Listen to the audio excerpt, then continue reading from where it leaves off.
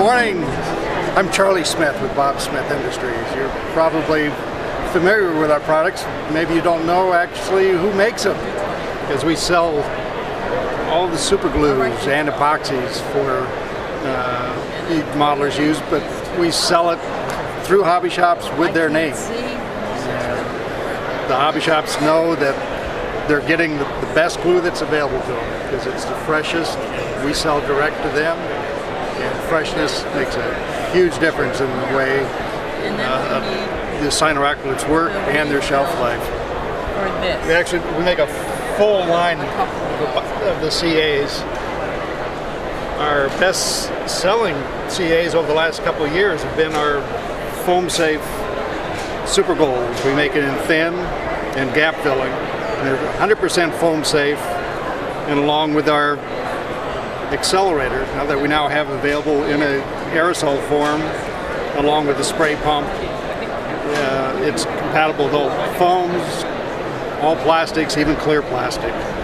So it's very popular among plastic modelers for putting on canopies and RC planes for canopies. And we make a full line of epoxies, also in the 5, 15, and 30 minute. And we also have finishing epoxy that's used for putting on fiberglass cloth onto the aircraft and for just general finishing. Our latest release is a new line of thread locking. We have it in 1/3 ounce bottles. That's available in the green, in the blue, that you can break loose, the permanent red, and a wicking green formula that you can put on nuts and bolts that are already in place. It'll work its way down into the threads and lock it in. All our products are available through your local hobby shop, and you'll find that they're cheaper than the competition and they're going to work better. And thanks for dropping by.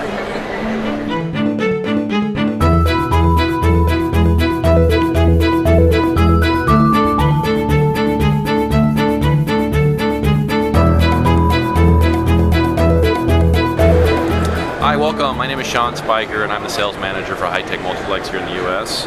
Got a few new products I'd love to show you. Going to start over here, and we introduced the Aurora 9 radio. This is our flagship radio. Features a few unique things. We got the touch screen. Probably the easiest radio to program in the market right now. Very intuitive. Almost don't even need to read the instructions, but very successful. We're doing excellent. I mean, it's just an excellent radio for us. But one of the unique features about it is it's bidirectional in its communication. So to complement that, we have a slew of sensors to go with it. So we can go up and look at the telemetry board, check out some of the new sensors.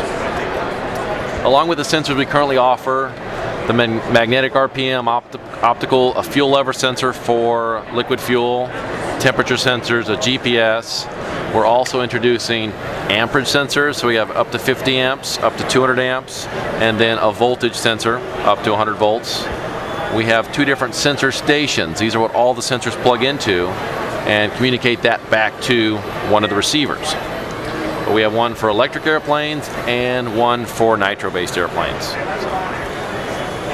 What the telemetry is going to show us is, obviously we can look at the screen of not only the radio, but on a computer. We can see different temperature settings, voltage. Voltage is going to be very important. That can be the voltage that the receiver sees, the voltage that is supplied from the main battery. You've got a couple options there. RPMs, direction, speed, that can be in miles an hour or in meters, altitude or kph or mph or kilometers per hour. Altitude from the ground, distance from the modeler to the airplane on the ground, and distance from the modeler from the ground to the actual airplane. And then there's our fuel level sensor over here. That's actually a tripometer, so how far the actual airplane has traveled since you started flying, how long, and what your signal strength is for the satellites. This is actually coming to the computer through our Navi unit. So our Navi unit is a USB plugged straight into the laptop. It's actually talking to the radio. There doesn't have to be any hardwire connection from the radio back to the laptop. The laptop can record the data.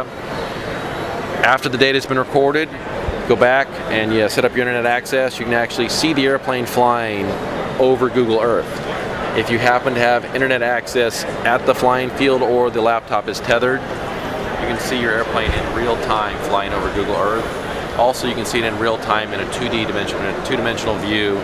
See how well the airplane's staying level, the loops, see what it looks like in 2 dimensions. I'd like to come over here and actually show you some of the sensors in a little display plane. So we have temperature sensors located throughout. One is actually outside. So if we go to the radio right here, I'll put my finger on the air temperature and you'll see it start to move up. It's actually moving up pretty quick.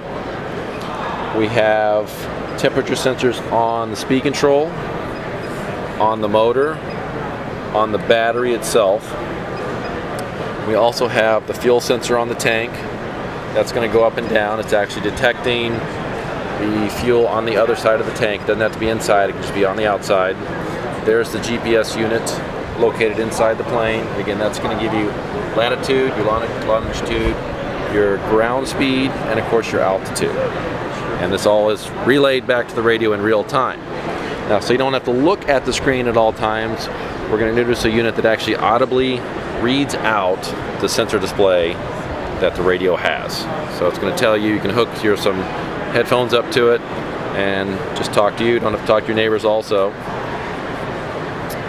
We're also working on some future sensors. The radio is updatable, so as new sensors, new software, new upgrades come out, you can download it all into your Aurora 9 radio and be able to update everything. Let's go over to the multiplex side and we'll talk about some of the new airplanes. One that we're going to see here in the next month or so is the Funjet Ultra. It's the 2nd generation of the Funjet. It's faster. It's more dense. The foam is considerably denser. The ultimate top speed is going to be much higher. The recommended power pack that we have for this airplane is around 900 watts. We've gotten 130 miles an hour out of the recommended power system and recommended battery. A lot of fun, still easy to fly, easy to launch. You just must have some confidence in your flight skills and have some good eyesight because it gets small pretty quick. A lot of fun. Another new product this year has been the Funcopter. My Funcopter, the more I fly it, the more I love it. It's just so enjoyable. The Funcopter is based upon the old Corona. We actually worked with the people that designed the old Corona to make the Funcopter. It's a little bit larger, but it's really designed for the airplane person that has always wanted to fly a helicopter, but has been too afraid to. You can get out there, fly it at your field, be out there in a pattern with the airplanes. It's very quiet. It's not intimidating. It's very durable.